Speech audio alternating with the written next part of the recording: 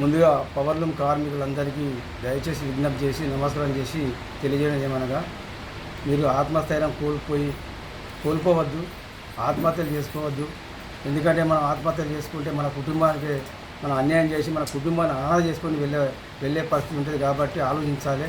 మనం ఏమైనా సమస్యలు ఉంటే మనం పరిష్కారం చేసుకోవాలి, మన హక్కుల గురించి పోరాడుకోవాలి. మన పోరాటం ద్వారా మనం హక్కులను సాధించుకోవాలి. కానీ ఈ రకంగా ఆత్మహత్య చేసుకోవడం సరైన పద్ధతి కాదని ఈ సందర్భంగా తెలియజేస్తూ, మరి ఇప్పుడు మనకు ఏదైతే ఇక్కడ పవర్లూమ్ కార్మికులకు సంబంధించిన ప్రధాన సమస్యలు ఉన్నాయి, ఆ సమస్యల పరిష్కారం కొరకు సిఐటి నిరంతరం పోరాటం చేస్తూ ఉంది. మరి దాంట్లో భాగంగా మన యారన్ సబ్సిడీకి సంబంధించింది, మరి దానికి సంబంధించి మనం గత 2-3 మాసాల నుంచి కార్మికులు అందించాలని అనేక పోరాటాలు నిర్వహించడం జరిగింది.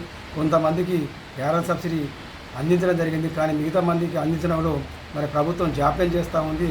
ఈ విధానాన్ని నిరసిస్తూ మరి ఎల్లుండి గురువారం నాడు మరి చేనేత జౌళి శాఖ కార్యాలయం వద్ద దీక్షా కార్యక్రమాన్ని చేపట్టడం జరుగుతూ ఉంది. మరి కార్మికులందరూ పెద్ద ఎత్తున మరి ఆ దీక్షా శిబిరానికి రావాలి. ఎందుకంటే మనం ఎక్కువ మంది మొత్తం పెద్ద ఎత్తున వస్తేనే మరి ప్రభుత్వం దృష్టికి వెళ్ళే అవకాశం ఉంటుంది, మరి ప్రభుత్వం కదిలే అవకాశం ఉంటుంది. కాబట్టి 100 మందో 50 మందో 150 మంది వస్తే ఆ సమస్య పరిష్కారం కాదు. మనకు సబ్సిడీ రావాల్సింది 5200 మందికి పైచిలుకు మంది కార్మికులు సబ్సిడీ వస్తే మన పోరాటానికి చాలా తక్కువ మంది రావడం జరుగుతుంది. ఫలితంగానే ప్రభుత్వం స్పందిస్తలేదు, పూర్తిగా నిర్లక్ష్యంగా వివరిస్తూ ఉంది. కాబట్టి ఇప్పటికైనా మన కార్మికులు ఈ విషయాన్ని గుర్తించి మరి ఎల్లుండి గురువారం జరిగే దీక్షకు పెద్ద ఎత్తున తరలి రావాలని మరి కార్మిక వర్గాన్ని కోరుతూ ఉన్నాం.